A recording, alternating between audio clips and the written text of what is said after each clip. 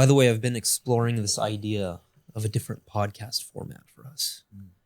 We don't have to do it because we are a unique podcast, but it could be a viable option. So the Daily Motivation by Lewis Howes, he's got his original podcast. And then he has this one where he does like 10 to 15 minute bits and then layers music over them with like the best things that each guest has said. Oh. It's very interesting. But I like the setup. Interesting indeed. Is that what have you been listening to him for a while? I've known of him for a while. Not bad. Is he like, well, what kind of person is he? Motivational speaker?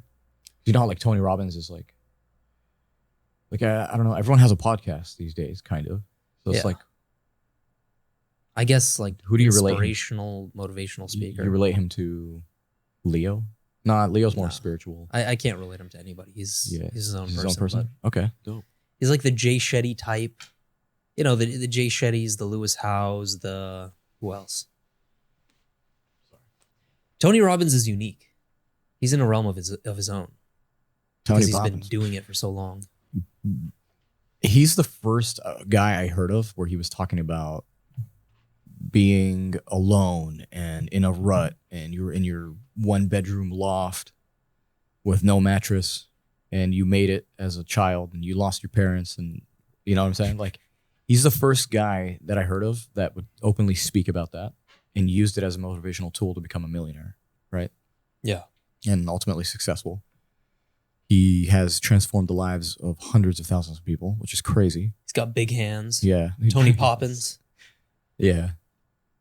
I mean, and then Tony Robbins, his name also stood out to me, at least because of William Robbins, which was the actor that killed himself. You remember? Flubber. He was the genie from Aladdin. The grandma from Mrs. Doubtfire? Yeah. He was Mrs. Doubtfire. Is that how long it's been? I can't even recognize his name. Yeah. William Robbins. No. It's Robin Williams. This guy is... Fuck you, dude. You psyoped me right there. Yeah, bro. I was like, okay, I don't think he knows. Because it's like, I was trying to compute it. Like, there's no way it's William Robbins. Robin Williams, dude. Fuck you. I got you. That was funny. It was really funny. I was like, should I say Billiam Wobbins or no? And then I'm like, no. Well, Mr. Billiam. Oh, that is too funny. Well, I sure got him. It has been a chilly morning today. Driving through the snow. Not really, but you know. I closed the window. You had to. Too cold for me. Yeah, I'm wearing not enough Wim Hof breathing. I'm wearing my Sherpa Levi's jacket today. Yeah. I just wanted to be comfy and cozy today. Yeah. As you deserve to be, bro, because we have been working our asses off.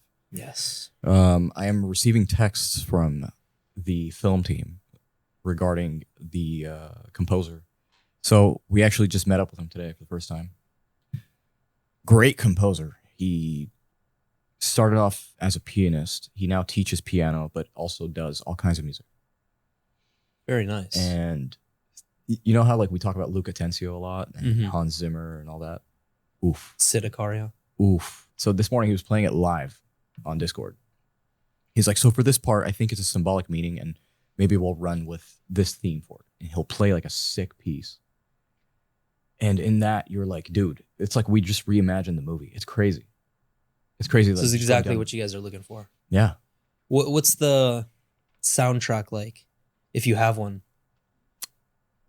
Think of nighttime jazz, but also incorporate like string instruments. So like, okay, but like also piano. It's a bunch of layers, and there's throughout the movie there's a bunch of orchestrated parts, like high orchestra, and then drums for some parts and whatnot. But it's kind of cool to see that process because we've already done the visual part aspect of it. So when you sit down and start doing the audio, and in film we have this thing called like folio sound, which is think of crinkling wind, room tone, white noise. Are you talking about like the stuff that like there's a specific role, So- a job that big movies use just for that stuff? Yeah, dude. Like, so it could be as simple as someone doing this. And it could be, it's usually done after. So what they do is they take it to like a folio recording studio, and you have people that sit there, examine the footage, and they go, okay, it needs this and that. Most of the time, it is not what you think it is. Mm. So like footsteps, oftentimes, they're not really footsteps. I mostly see it during snow, when there's like snow scenes, that they grab actual boots and they start. Yeah, they have a putting whole it- bunch of things in the room that they can use. It's crazy. And other than that, it's just, it's I don't get to visit it very often. So when you do, you appreciate the time. It's kind of how it is. And you get to see that musicians just work with insane amounts of brain power, bro. I bet. I can't even imagine what even goes into the process. And on top of that, they have to stay organized. And so think of this. You know how when you're over computing in your head about like a situation or whatever it is, and if it was someone else, you can easily logically just come to a conclusion, right? But when it's yourself, you're chaotic. Mm-hmm. It's misorganization and all that. I think music helps with focus on, each thing it's a dance of its own, and it's a rhythm, Yeah. You come at it completely different. And I feel like you can see that with a lot of musicians, is they're better at calming themselves down than most people. I like to view myself as a composer nowadays, just because of the reels. Yeah. Mr. Composer. Yeah. It's awesome to have the reel available that you made, and then think about different ways to add music. Because most importantly, I think we want this podcast to be an experience. We do that through the episodes, with the lighting, with the sound, but also the clips. Mm-hmm. No, absolutely. The clips are... That's what's going to get people to watch. Yeah, see, that's the thing, is that when you started, I was like, listen, I just gave you the clips, right, as is. I'm like, you kind of see how I do things. So it's not really unfamiliar, right, with my own stuff. Yeah. So it's like, what type of music, what kind of stuff do you look for? And it's usually, the music itself has its own environment, right? That's the kind of things we go for. Mm-hmm. It's not just, oh no. Yeah, just no. TikTok sounds. Yeah, no TikTok sounds. No sped up versions either. We're just, straight up, like, we'll either put Drake in your face or... Yeah, one thing that drives me insane about people who create reels these days is adding music with lyrics onto somebody who's talking. Yeah. And then if that's even a little bit too loud. Yeah. Keep talking. It messes up the entire thing. Like, you don't want to listen to it. Yeah. It's so annoying. Like, can't wait to re-listen to that. And then also another thing that drives me crazy is like the Hormozy emoji caption style. Yeah. I don't like that. Or, yeah, I feel you. That's why I just put like highlight font, plain white. I call that splat editing. I don't like it. No, it's not clean. It's gross. It's not sophisticated. You know how dude, I swear, this actually annoys me, by the way. But I get a lot of people in our DMs that go, hey guys, let me take your videos to the next level. Dude, we get like 7 a week. Yeah, one for each day. And by the way, not 700. No, I'm kidding. We get a lot, and it's like, I don't care for that. I've designed it to be like this simple. Okay? And what's funny is that it'll come from accounts that have like 1,500 followers. Yeah. Hate to break it to you, but cinematic is not insert emoji right here. Hey, where are the captions at? Right here, dude. It's a part of it, but it's not all of it. And by any means. It's just, no, don't. I don't care. Right? I do it myself. No, you have to do things in a unique style. Exactly. And I think that we've done a good job of that. Yeah. God. None of this ADD, I just can't. ADHD. I can't, bro. As a filmmaker, I cannot, it's very hard for me to be like, I trust you. Here, it's in your hands. You know what I mean? It's like, I'm the type of person where I'm like, my biggest struggle in life is finding someone that I like as a photographer to document my wedding. I've talked about this before. Like, it's like, I'm like, dude, I don't know anyone that I can fully trust yet. Man has to document his own wedding. Yeah, I would have drone to pay, footage. I'd have to pay a shit ton for sure. Like, I would love Greg Williams to come over and photograph my wedding. You know what I mean? be pretty crazy. That would be amazing. What would that even look like? I don't know, but he just did Tom Hardy, so he's gonna come do that. It's gonna, You know? tonight's about to be a movie. Yeah, it's gonna be a movie. That's for sure. If no one has heard, there has been a California-wide ban on anything flavored, tobacco-wise or nicotine-wise. Let's just say. I actually do want to talk about this. Yeah, it's too funny to me that Go ahead. the busiest state, okay, so far, and one of the most influential states when it comes to marketing, advertising, and new things and development, that it would hit this state first. But there's finally a ban on the sale of flavored tobacco and like vapes and all that stuff. I find it hilarious. Why? Because in accordance to like how I lived, right? It's like the moments, my life has always followed this way, but it's like the moment I choose to do something, the world conspires with it too, you know? Yeah. So it's like I had quit vaping, right? And then it fucking strikes. And I'm like, what the fuck? You know what that took me back to? I was sitting at a hookah lounge when I was 21. I had just turned 21 yesterday, okay? And then half my friends were underage, and the law had just switched to tobacco is 21 plus now. Oh, that's hilarious. So the owner straight up comes out. We've been here like locals, dude. We come here all the time.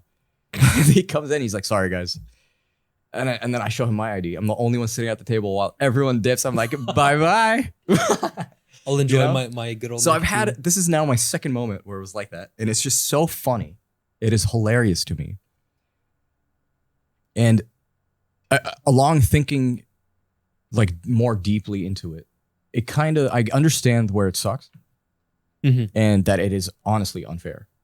It's because it's a personal choice, you know? If a company has flavored whatever, okay, and it's not banned in any other states, right? Okay.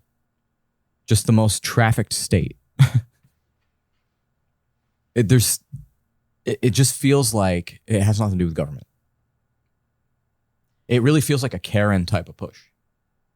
You know, I can see that. I caught my son with a jewel under his pillow, you know, like whatever. And she was pissed about it. And she's like, what is that? Oh, I see why it's intriguing, because it's flavorful mango. Mm-hmm.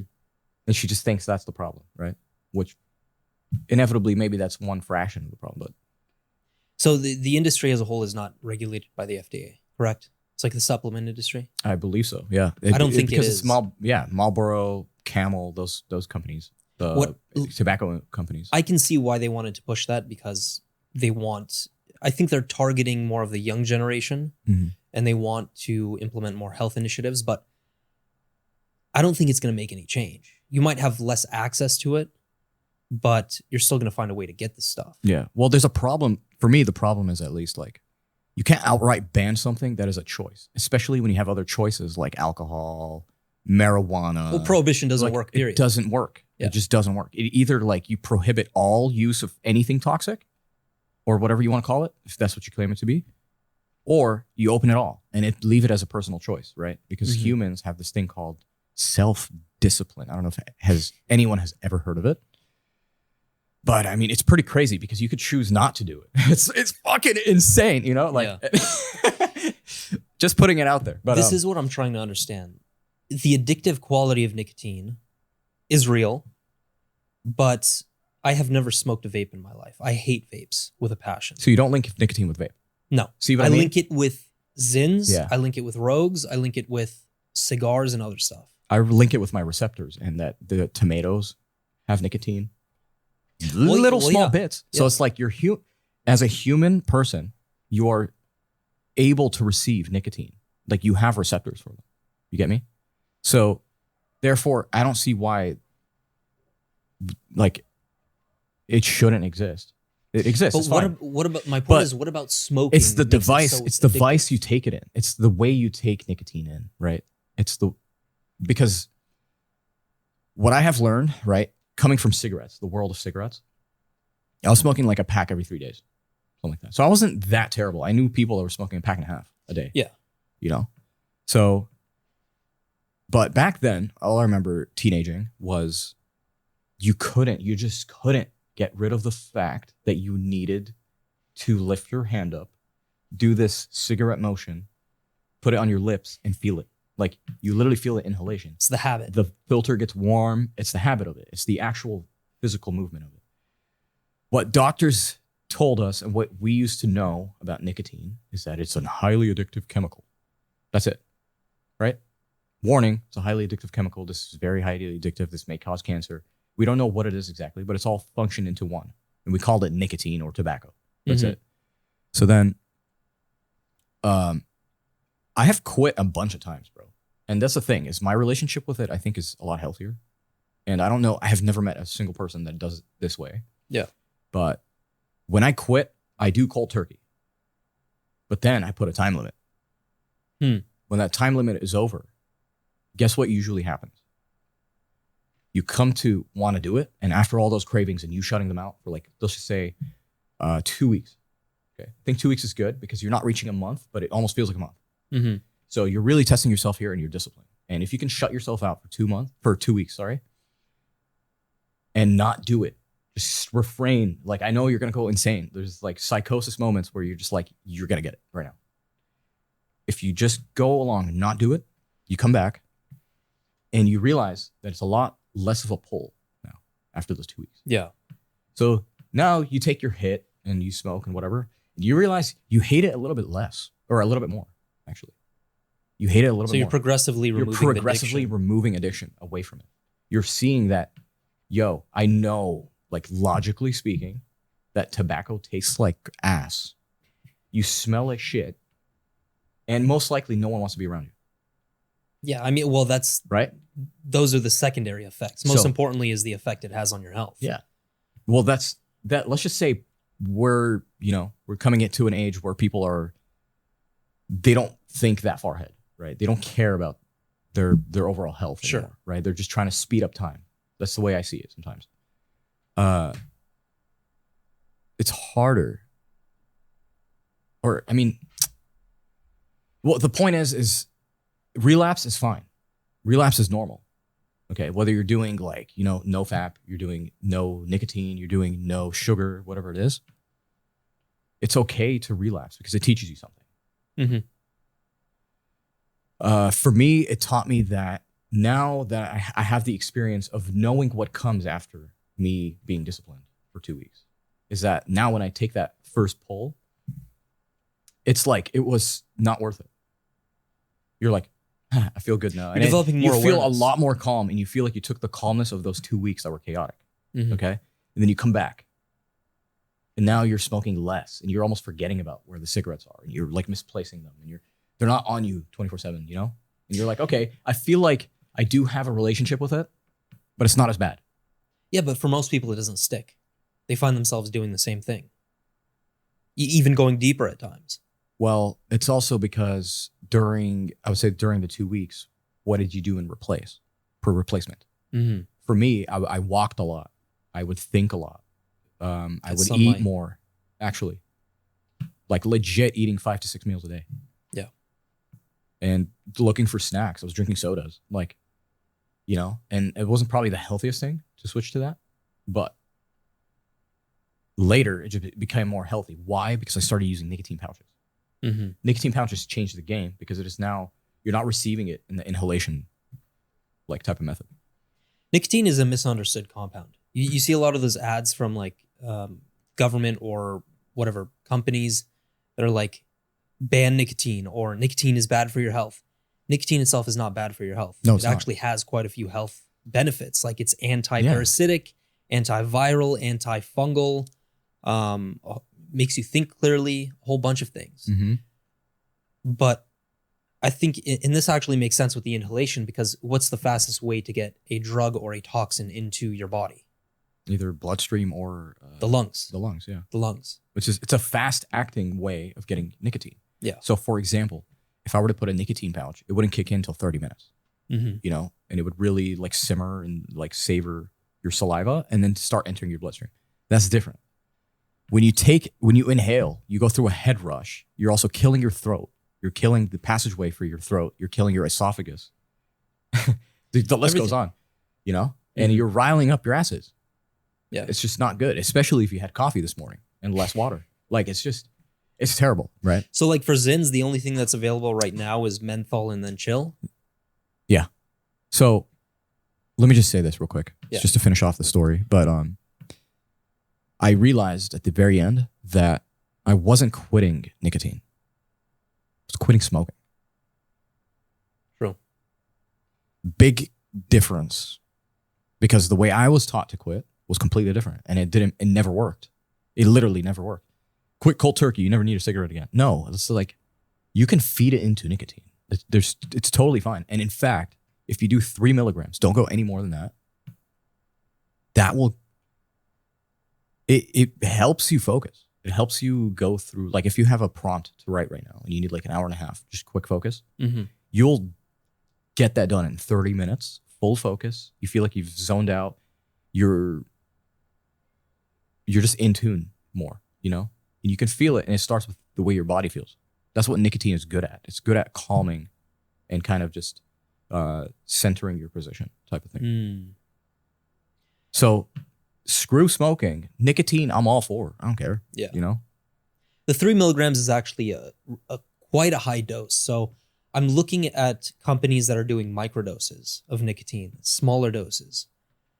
And the one thing that I've been learning about, and the one negative, which is why I've scaled back my Zyn intake, is nicotine has this ability to create something called vasoconstriction. Yeah. So it constricts your blood vessels and arteries. And that could be problematic for people who have a history of heart disease or any circulatory problems. So that's largely why I've scaled it back.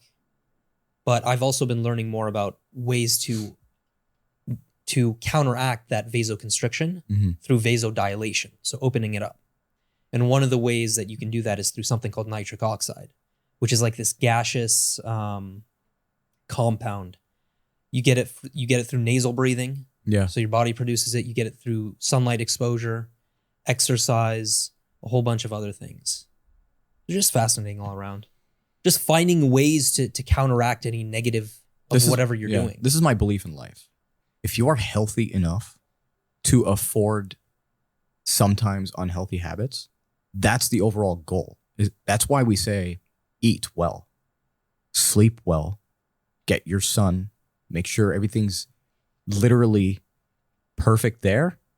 Then you can afford these things.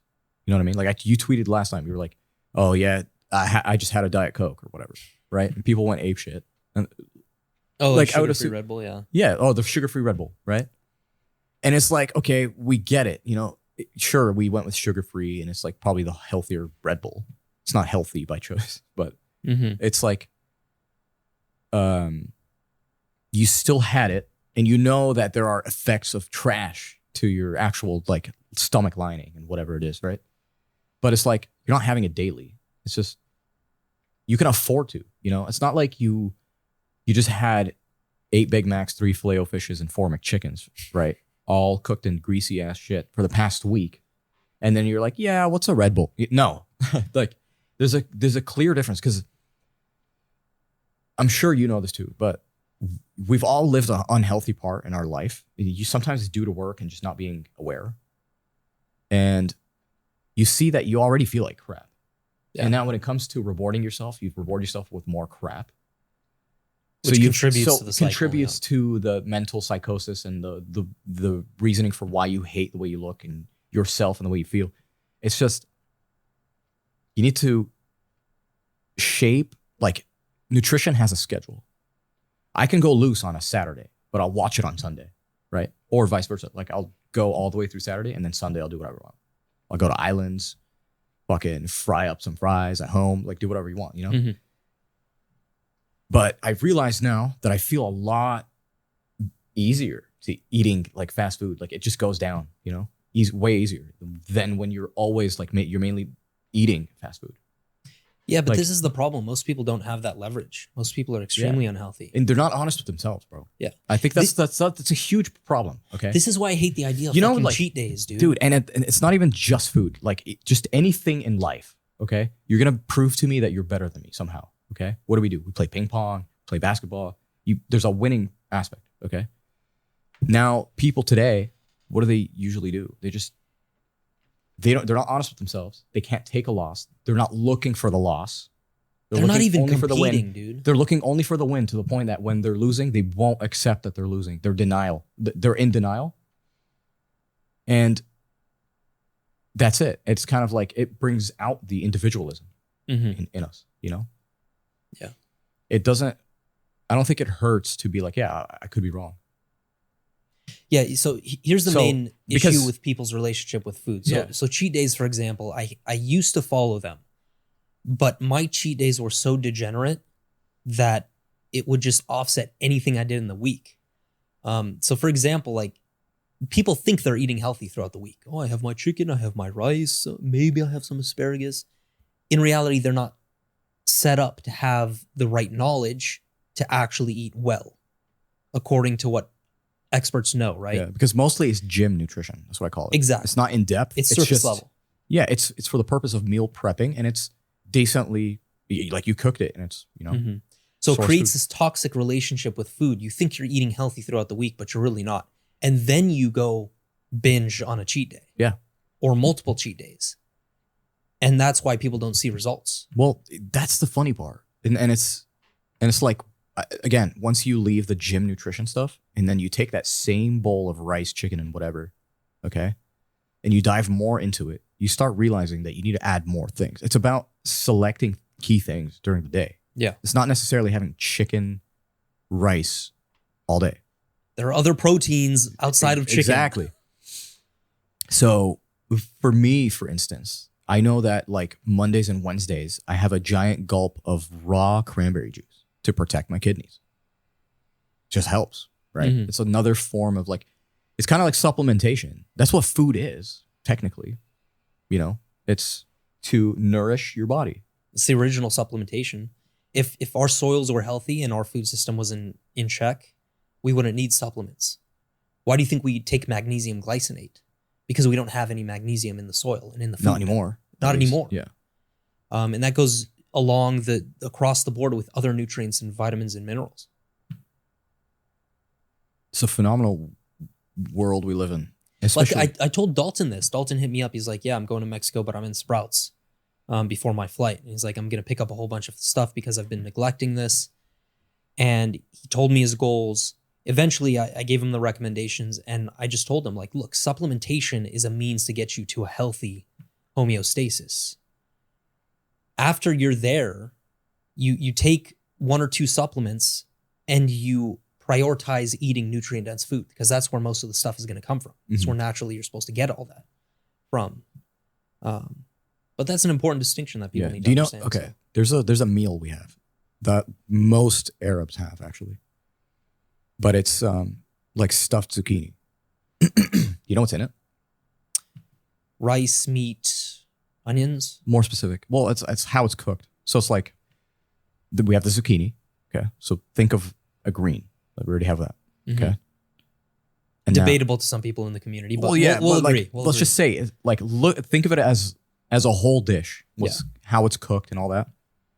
There's that. Then it's stuffed with rice that has a bunch of ghee, meat, minced meat, salt. That's it. And like black pepper. It's simple. You stuff it. You put it in there. Now it's in a tomato-based sauce with garlic, cumin, black pepper, a little bit of lemon. And it's like, okay. And then ghee. That's it. And then you cook it in ghee, right? And it's just boiling, right? And it's now all taking in all of what we just put in there. And you realize they came out with like 5 or 6 sources of food somehow. There's good fats. There was meat, so there's proteins. There was rice. We have greens. That's good. And then we got veggies. Yeah. Which, by the way, you need the fat in order to digest the fat-soluble vitamins in the veggies. So once you start looking at, that's what I'm saying, is don't limit yourself, because I know everybody here has the will to, or the skill to expand your knowledge on this and how to actually think and approach it. Because if you just saw that one example, that's one meal, right? And it was loaded, bro. And that's kind of what we're used to. That's why we only have 2 meals a day usually as Arabs. It's so dense. And you've gathered most of your whatever. Now, obviously, there are other dishes where they're just not healthy. You know, they're cooked in like vegetable oils and whatever. That's also common in like the Indian community as well. Yeah. But the culture. And I don't know, man. It's a weird time right now because today I was looking at memes and it brought back like 2020 was a fever dream, you know? And it was a fever dream. Yeah, like the White House was kneeling for black people outside the gates. And I'm like, and like, you know what I mean? And it was just weird. It was just a weird, feverish dream time. People were just sharing like all these moments from 2020. Mm-hmm. And I'm just like, how do we not think that this was set up? This was a simulation. This was like some sort of, you know, it put me in a weird state. And honestly, those 2 years really brought the 2 a.m. podcast into thinking differently. Yeah, but a lot of people are still fucked up from that 2-year time period. Yeah. You know, if people stayed at home, we were out. We were completely opposite. We were technically out, yeah. We were out a lot, dude. I mean, our home was the stew, but... We found a new smoothie bar. Bro, we were chilling. Like we were going everywhere. Not to the level of Andrew and Tristan Tate where they're going to like Sweden and partying. No, not like that. But good times for us, at least. 100%, bro. We turn normal people into morning people. That's what we do because that is the 2 a.m. podcast here. Yes, sir. If you did enjoy this episode, please actually let us know in the comments on YouTube specifically, because that's the only place you can comment. And if you would like to hear more episodes, please rate us a 5-star on Spotify, Apple Podcasts, and any other major streaming platform. We'd highly appreciate that. We also have a support link down below if you would like to support us. It would keep the podcast going even stronger. Mm-hmm. Expect a new couple sponsorships in the future. There's a couple ways to support too. So if you want to buy an extra wallet, go ahead and use the code 2am to save up to 30% off. We are partnered with them. They're an amazing company. They have all sorts of things like duffel bags, wallets, keychains, trackers, all that kind of sort of stuff. Stay tuned for more because we have a special offer for you guys from Vital Red Light. It's going to be hitting you soon. So if you guys want to save some money on RLT, baby. RLT, baby. I can't wait for that. Yeah, that's going to be awesome. Stay tuned. It's we got you guys hooked up with a special discount code, but stay tuned for that, and we will see you next time. Adios. Peace.